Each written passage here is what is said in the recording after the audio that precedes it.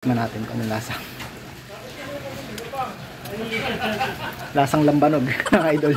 For today's video, pag-uusapan natin mga idol kung paano nga ba ginagawa ang lambanog dito sa Infanta Quezon. Ako ngayon ay nandito sa barangay Binunuan kung saan isa ito sa mga lambanog producer dito sa Infanta Quezon. Dito ay makakasama natin si Kuya Jonathan or Atan, ang kanyang palayo dito sa barangay Binunuan. At siya yung mag-explain sa atin ang proseso ng paggawa ng lambanog dito sa Infanta Quezon. Apo yan ah.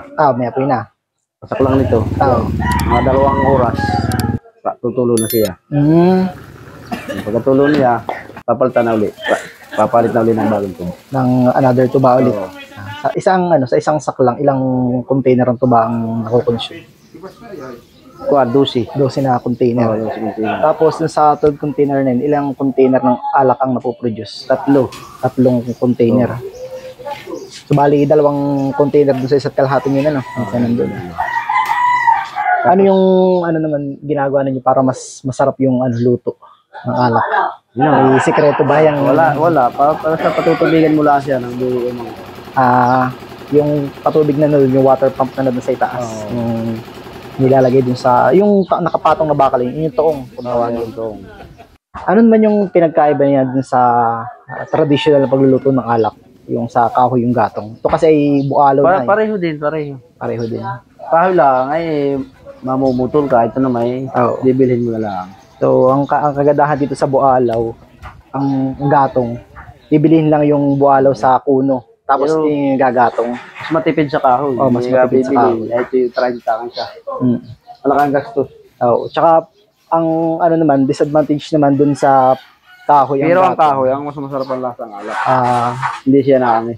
Hindi katulad ng ganun ang Yung sa puwit na tama ang apoy, ito naman yung pagiliran. Magawin nasa sentro yung yung kuluan nung ay pala yung nagiging alak. Yung pawis lang siya din sa tubig. Ano yung process na yun? Bossing, alam mo? Evaporation lang. Para sa kuna sinaing. Parang yung sa takip ng kardero. Yun. So, yung tuba na ay nagpo-produce siya ng alak through evaporation. Yun. So, pag pinawis yung lutuan, yung pawis niya, yun yung alak na tinatawag. Tapos pag ilaksan mo yung apoy, lalakasin ang pawis niya. So hindi man siya nagtutuba yung katulad ng mga apaw. Natuba din yun. Parang sa kahoy din, Control lang apoy. So, paano naman yung niya din? Yung bayad, yung niya? Per luto or Ay, hindi.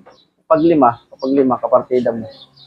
Nakaluto kayo ng 4 na container, yung 5 sa inyo na. Nakakaano naman kaya, nakakamagkano ka sa isang karitan?